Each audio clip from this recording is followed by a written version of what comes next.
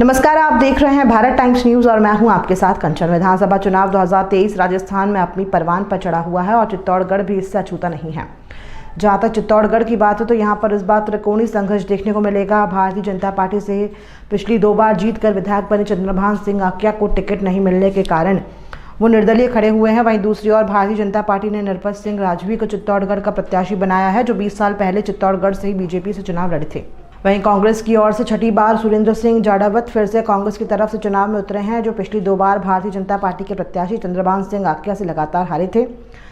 इस बार विधानसभा चुनाव 2023 में चित्तौड़गढ़ में मुकाबला बहुत दिलचस्प होने वाला है। सभी उम्मीदवार अपना प्रयास कर रहे हैं। वहीं जनता भी तय कर चुकी है कि हमें किसे विजयी बनाना है। चंदेरिया क्षेत्र के रेलवे स्टेशन पर आम जनता से बातचीत पर आधारित कार्यक्रम चौपाल पर चर्चा में चित्तौड़गढ़ से हमारे संवाददाता अमित कुमार चिचानी ने आमजन से बातचीत की। पेश है ये खास रिपोर्ट। साथियों नमस्कार, मैं अमित कुमार चिचानी आज ग्राम पंचायत विजयपुर में, और देखते हैं यहाँ पर विधानसभा चुनाव का क्या माहौल चल रहा है।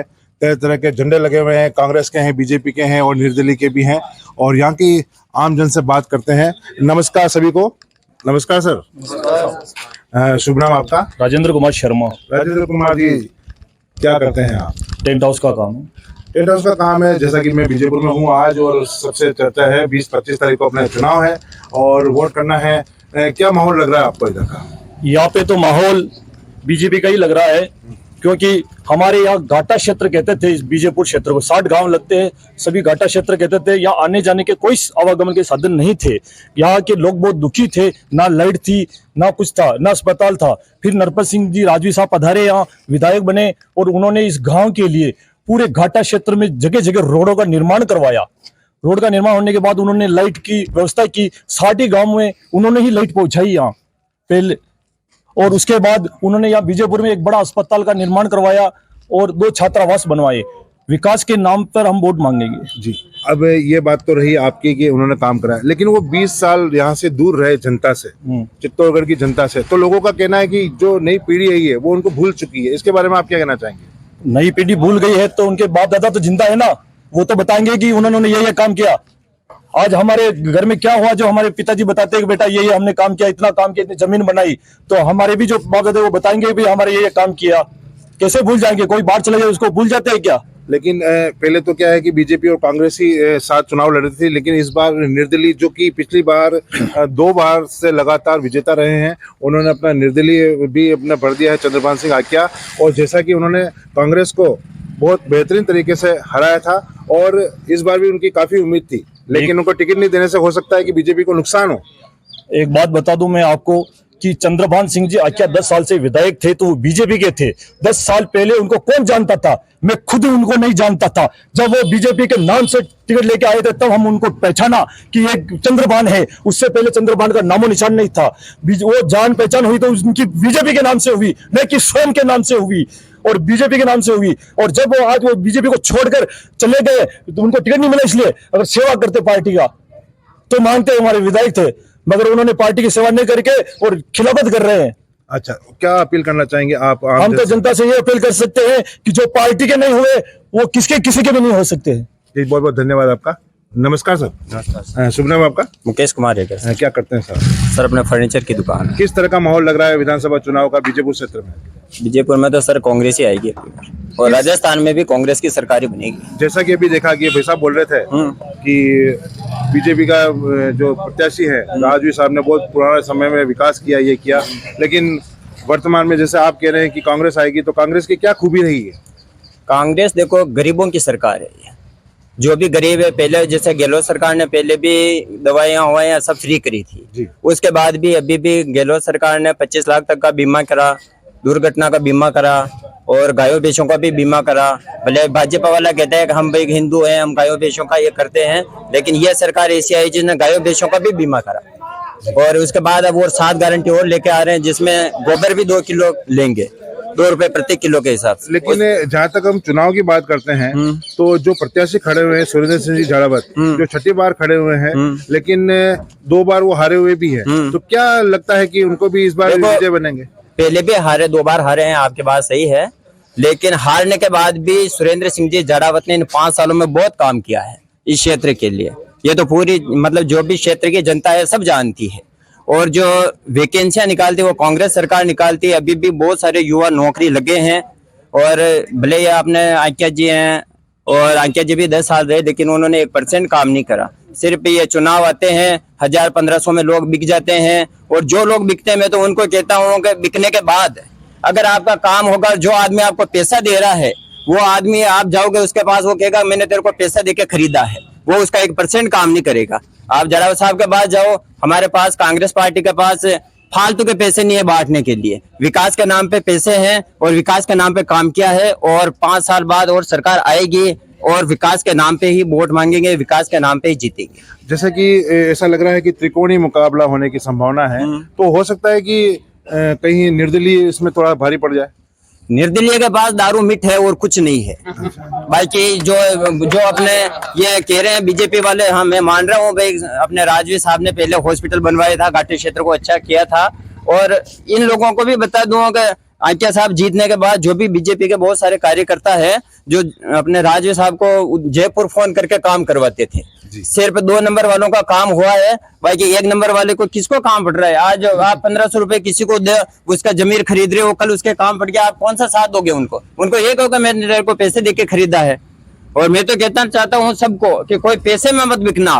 आपका जहाँ मन करे 5 साल में, तो देखो अपने स्वतंत्रता का अधिकार है मत देने का, मत आपका है, 5 साल में एक बार आपको चुनाव में ये आपको अधिकार मिलता है, आप उसको सही जगह पे इस्तेमाल करना। बीजेपुर क्षेत्र में किस तरह के विकास हुए हैं इस शासन का? ITI कॉलेज का देखो ये हुआ है, एक अपने भूखी माता रोड बना, एक अपने ये 50 लाख का ये अपने मैदान बना है, और भी बहुत सारे काम हैं। बाकी जनता के हित में कांग्रेस पार्टी ने बहुत काम किए। जी बहुत बहुत धन्यवाद सर। और कौन? नमस्कार सर। नमस्कार। शुभ नाम आपका? भवानी प्रताप सिंह। क्या माहौल चल रहा है? जिस तरह से देखो चर्चा चल रही है, इधर बीजेपी अभी आपने कहा किस तरफ से? चंद्रबान जी की तरफ है। अच्छा अच्छा, क्या विशेष होने मतलब जो व्यक्ति पहला चुनाव 12,000 से जीता, दूसरा चुनाव 25,000 से जीता, और हारे हुए को जो सूर्य दागर हारा हुआ था उसको टिकट मिला, वो कल्याण जी हारे तो उनको टिकट मिला, तो फिर इनका टिकट क्यों काटा? दूसरी बात, राजवीर ने अगर इतने काम किया तो यहाँ से जाना क्यों पड़ा? जी, अगर इतने अच्छा काम किया ही रुकते वो जो जयपुर क्यों गए? और वहाँ अगर विद्याधर नगर में अच्छा काम नहीं किया इसलिए उनको चित्तौड़ आना पड़ा। और जैसे कि आप फरमा रहे हैं कि यहाँ बीजेपुर काम हुआ, कोई भी काम पूरा नहीं है। फील्ड अभी खड्डे पड़े हुए हैं, IT पूरा नहीं बना, सारी घोषणा लास्ट में क्यों करते हैं? इनको काम करना शुरू में करते हैं।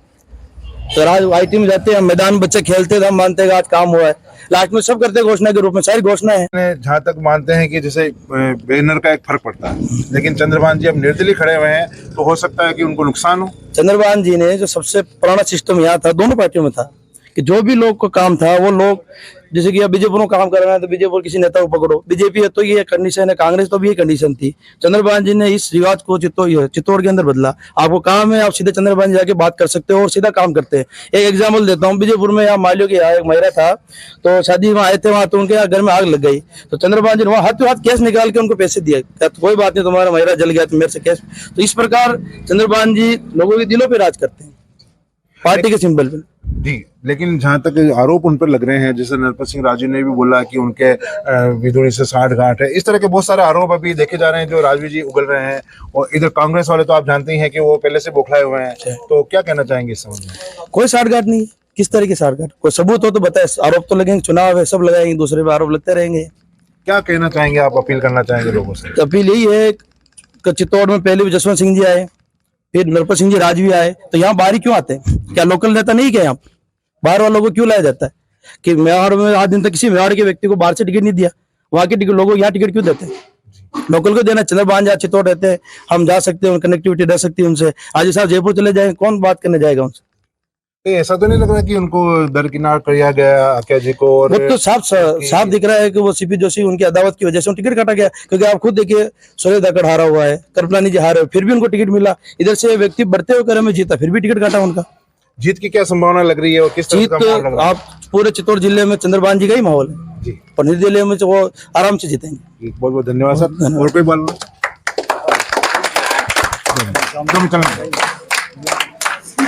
हाँ, श्याम जी, अरे अपने विचार जानिए। आप देखो माहौल बताइए यहाँ का किस तरह का चल रहा है और किस तरह की परिवर्तन चल रहा है? मैं घनश्याम धाकड़ अमरपुरा पंचायत से बिलोंग करता हूँ। जब शुरू में 93 में राजू साहब यहाँ से MLA चुन के आए, तब उन्होंने मतलब घाटा क्षेत्र में सब रोडों का जाल उन्होंने बिछाया। और इसके अलावा भी हमारे पूरे विधानसभा में जो जमीन अलॉटमेंट का काम किया है वो मुफ्त में किया है। अभी जो वर्तमान सरकार में भी अलॉटमेंट हुई है, हमारी विधानसभा में नहीं हुई है, वो हुई मतलब निम्बड़ा विधानसभा में हुई। वो कैसे हुई सब लोगों से मतलब छुपी हुई नहीं है। इसके अलावा भी हमारे पंचायत में एक भड़किया डैम और एक गुड़ेर डैम, वो दोनों बनाया, जिसके कि उनकी पहले स्वीकृति नहीं हो रही थी। स्वीकृति इसलिए नहीं हो पा रही थी कि वो फॉरेस्ट में थे। तो फॉरेस्ट का मतलब राजी साहब नरपत सिंह जी राजी साहब ने केस लड़ा और कलकत्ता कोर्ट से उनकी बस मतलब वो मतलब स्वीकृति आई और फिर बाद में उन्होंने स्वीकृत कराए दोनों डैम। इसलिए हमारा को राजी साहब का बहुत बहुत एहसान है हमारे पर। अच्छा अच्छा। और तो इतने साल फिर कहाँ चले गए थे राजू साहब? राजी साहब मतलब यहाँ से मतलब जयपुर चले गए वहां से। क्यों जरूरत पड़ गई कि राजू साहब वापस इतने 20 साल लगभग? जब पार्टी ने टिकट जयपुर से दे दिया, अभी पार्टी का दूसरे का मतलब चल रहा था नाम, उनको नहीं मिला। पार्टी ने सोचा कि वो विद्याधर नगर मतलब सुरक्षित सीट है बीजेपी की, तो पार्टी का ऐसा मेरे को मतलब पता है कि वो क्या दिव्या कुमारी को वहां टिकट, पार्टी की मजबूरी थी उसको दिव्या कुमारी को वहां टिकट देना पड़ा। और यहाँ मतलब चित्तौड़ में उन्हीं को मतलब अच्छा समझा कि राजू साहब को, कि इसलिए राजू साहब को यहाँ टिकट दिया गया। अब देखिए भाजपा का कैंडिडेट अगर निर्दलीय खड़ा होता है तो भाजपा को फर्क पड़ेगा इससे? अगर मान लो निर्दलीय वो जीतता है? भाजपा को कोई फर्क नहीं पड़ेगा उससे। जी, क्या कहना चाहेंगे आप? हमारी लड़ाई है केवल कांग्रेस से। जी जी, बहुत बहुत धन्यवाद। निर्दलीय से हमारी कोई लड़ाई नहीं है। बहुत बहुत धन्यवाद। ये रहे ग्राम पंचायत विजयपुर के आम जन से बातचीत, जहां पर पूरा त्रिकोणीय मुकाबला देखने को मिलेगा। ये तो नतीजा बाद में आएगा 25 तारीख के बाद। जी बहुत बहुत धन्यवाद अमित कुमार चिटानी की ओर से, बहुत बहुत धन्यवाद। फिर मिलेंगे, धन्यवाद। ओके।